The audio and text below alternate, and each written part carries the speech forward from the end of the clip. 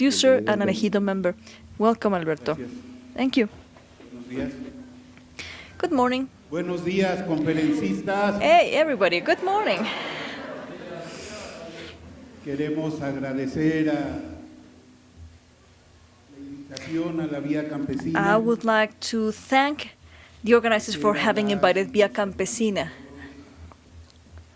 Por mi conducto, la Comisión Campesina And I Internacional also thank the regards of Vía Campesina, the international offices. On behalf of all of them, Miguel, we thank you. It's a pleasure to be here. Thank you. Rápidamente platicarles. Fíjense que en abril de 1996 In 1996, on April, se realizó la segunda conferencia in Mexico there was the second international conference of Vía Campesina in Tlaxcala.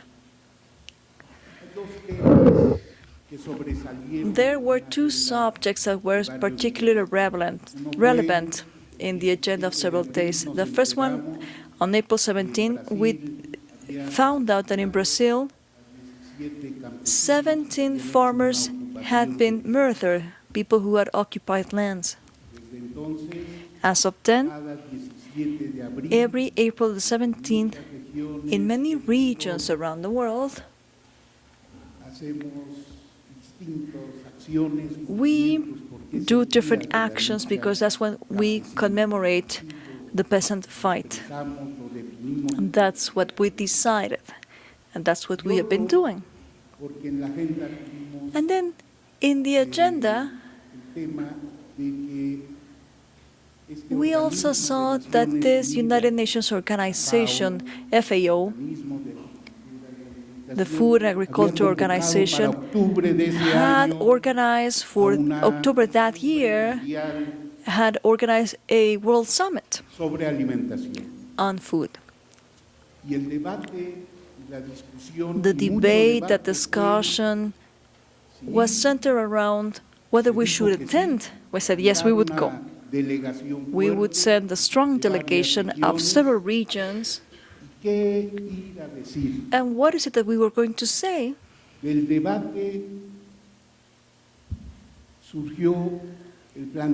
From the debate, food sovereignty foundations were created. It was during that second international conference that we defined some of the main aspects of food sovereignty. So a strong delegation attended. We were lucky enough to be there, and we went to Rome. We wanted to meet the Pope, but we had so many things to do. So when we got there, it was not during the official event that we spent our time, but we went next doors in a very wide meeting of NGOs, the Counter Congress. But with us, we had a plan.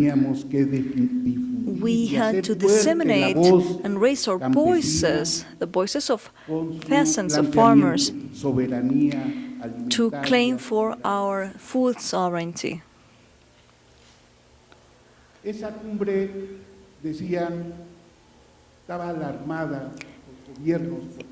that summit, the governments attended, the armed forces, 200 million people were suffering starvation in the world, and the subject was that we had to fight hunger, combat hunger. So in their conclusions,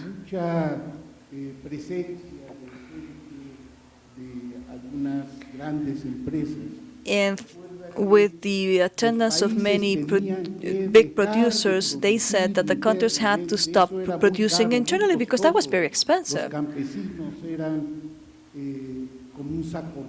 Peasants were like a broken bag that we had no way in which we could be filled, and that we had to resort to international food market because that was cheaper and better.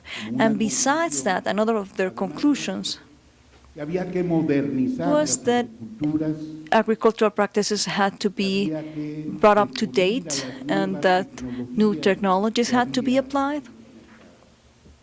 those that were available in the markets.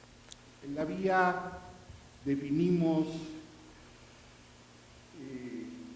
algunos aspectos, quiero mencionar In Via Campesina, we created some definitions. Food sovereignty for us is the right that the peoples have to have availability to nutritious and culturally appropriate food sources that are affordable and that are produced in a sustainable and ecological way.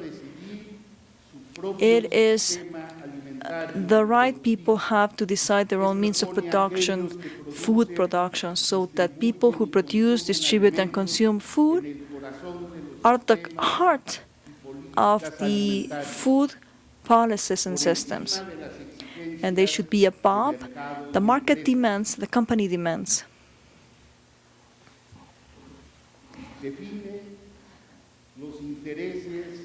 We also define the interests of the future generations. We drafted a strategy to resist and dismantle corporate regimes and the current food regime, so as to help with the fishery, the meat production, the food production, so that they could be managed by the local producers.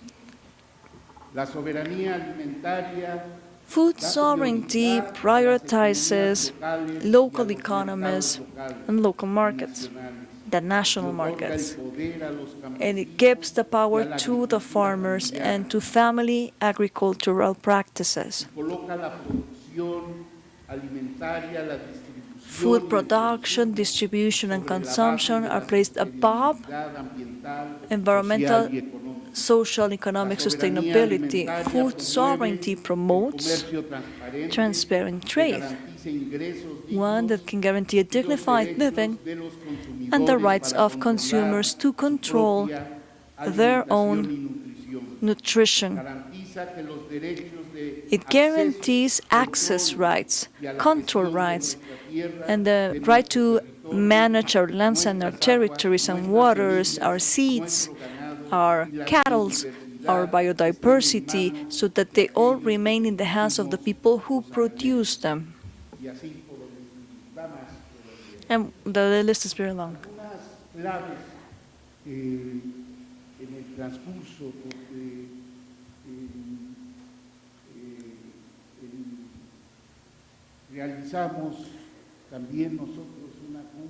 We also had our own World Summit on food sovereignty. And we invited as many people, organizations, consumers, as many people as we could, people who were interested, so as to enrich the food sovereignty proposal.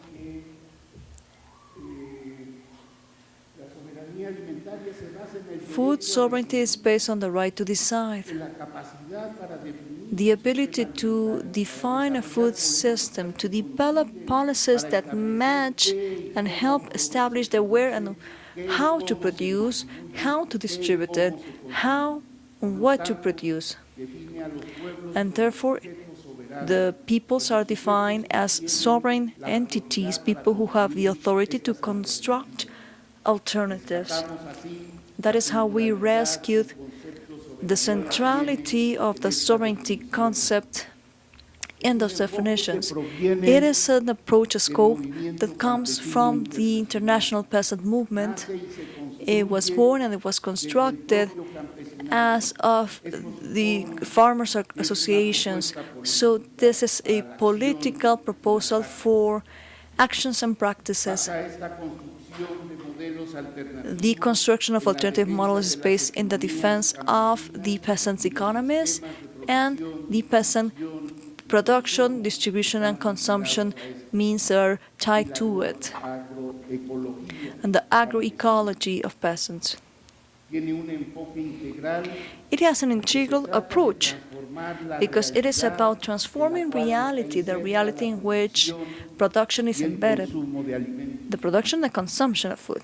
Además, la soberanía alimentaria propone Food sovereignty also proposes that those transformations take place in multiple levels and spheres, starting from the values and principles upon which our societies are configured, the way in which we construct the organization of the public and the political, as well as specific policies, regulations, all the way down to the micro-initiatives.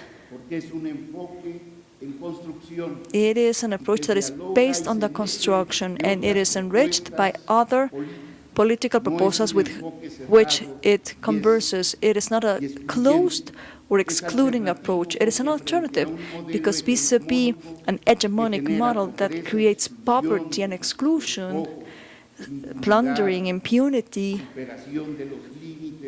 and overstepping of the planetary limits, inequality, our scope proposes to have a social economic model that is an alternative and is based on the sustainability, that be it ecological, economic, or social.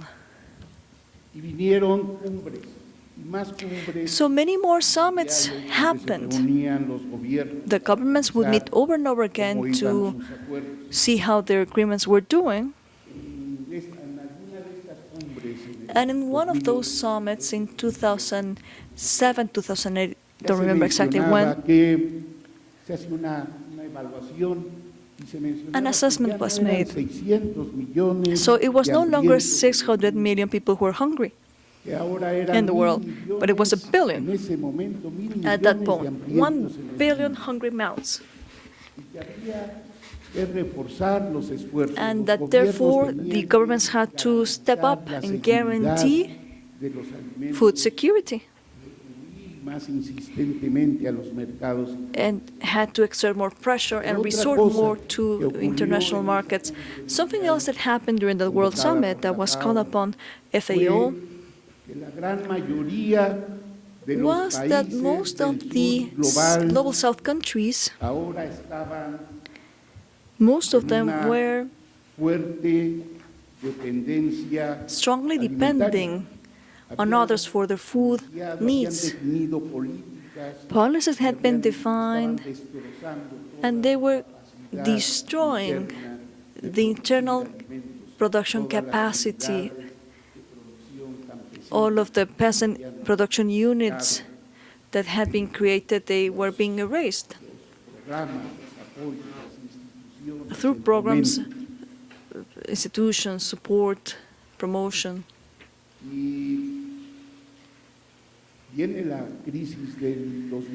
So in 2008, we had a crisis. There was a price increase in the international food market. And if a country is not capable of producing the food that their inhabitants require, it's a weak country. It is a country who will be subjected to external pressures. It is a country that will be depending on others.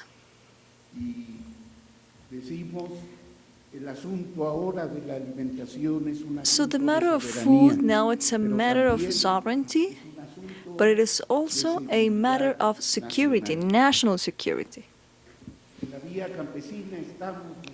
In Via Campesina, we are looking for a construction of policies for food sovereignty and to fight for those policies.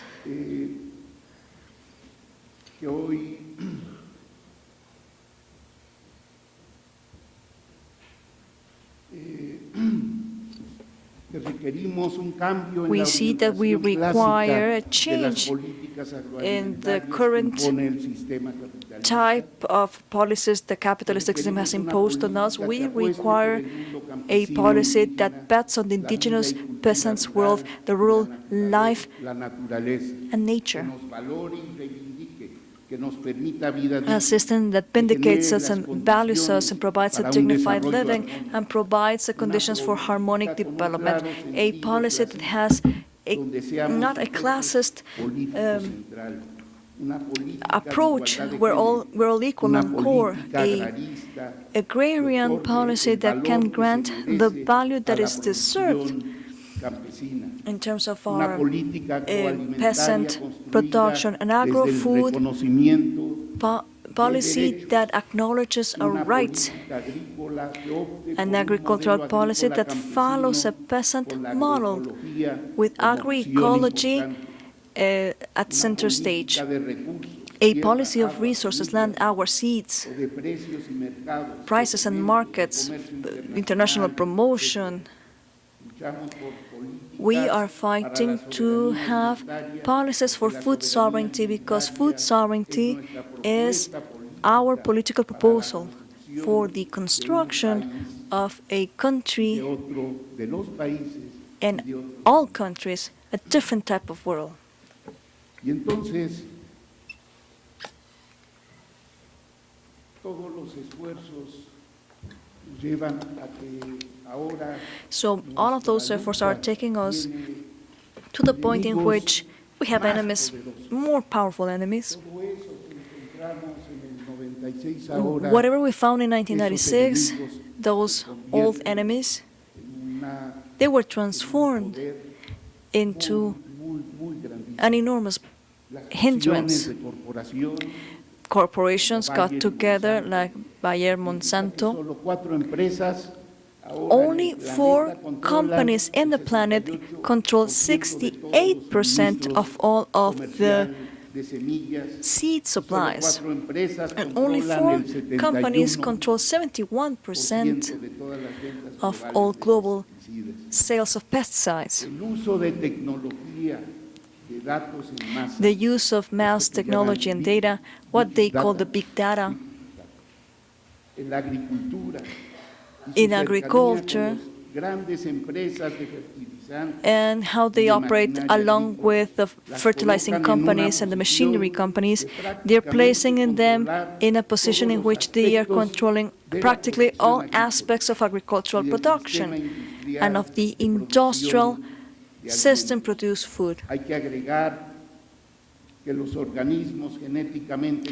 Genetically modified organisms are nowadays being less relevant because there's a new generation of biotechnology, and that is the genetic editing technology. The impact of technology is being felt, and it is much larger than we had expected. Transnational companies have invested a lot in corporate lobbying to influence government and influence the definition of policies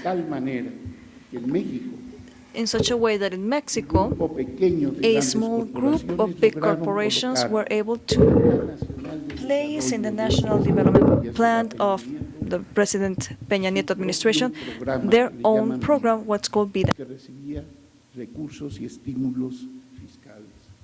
one that requires fiscal stimuli. So all of those attempts to hoard, to control the global market of food, which is the largest one, has the intention of disappearing us as small food producers, erasing us. And yet we survive. We're still active, we're resisting, we are creating alternatives. And as Gustavo has said, we are producing food. We're still producing food for 70% of the global population. And we farmers, we're survivors, and we're stubborn and we won't disappear. And that is because we want to remain and still exist and survive. Our fights, our resistance, have led us to a reconfiguration model at Via Campesina. We are reflecting, changing our concepts, our proposals alternative projects, our strategies, and the ways in which we fight our sovereignty, food sovereignty proposals of agrarian reform, the construction of agroecological reserves and of food production, indigenous practices to cool the planet down. We're offering solutions and alternatives that are real to the problems that were created by capitalism. In America, Asia, Africa, Asia, Europe, and the Middle East, where Via Campesina is, our organizations, movements, and convergences are in the dispute of lands with similar proposals based on territorial approaches and in the convergence of our diversity, cosmovision, ancient wisdoms and traditions, agroecology, traditional fishery and agricultural practices at different levels, and in the different strategies and ways of living that we have. Y desde nuestras localidades,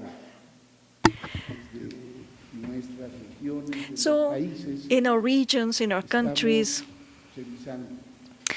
we are thinking things through.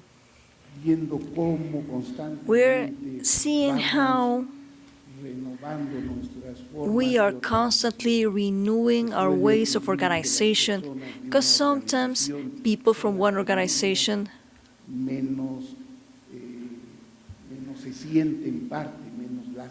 sometimes they don't take ownership. So we need to rethink our strategies. How do we go to all the way down to the kitchens of communities? If we get there, we know we're on the other side because we understand that food sovereignty, agroecology, statements, there are things that have been discussed at that level in the kitchens.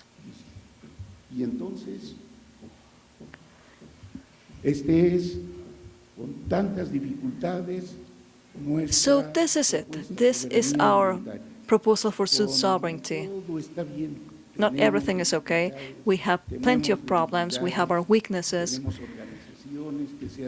There are organizations that have weakened our economy. It's illegal, violent, and it is acting to favor big transnationals, but still we prevail. Thank you.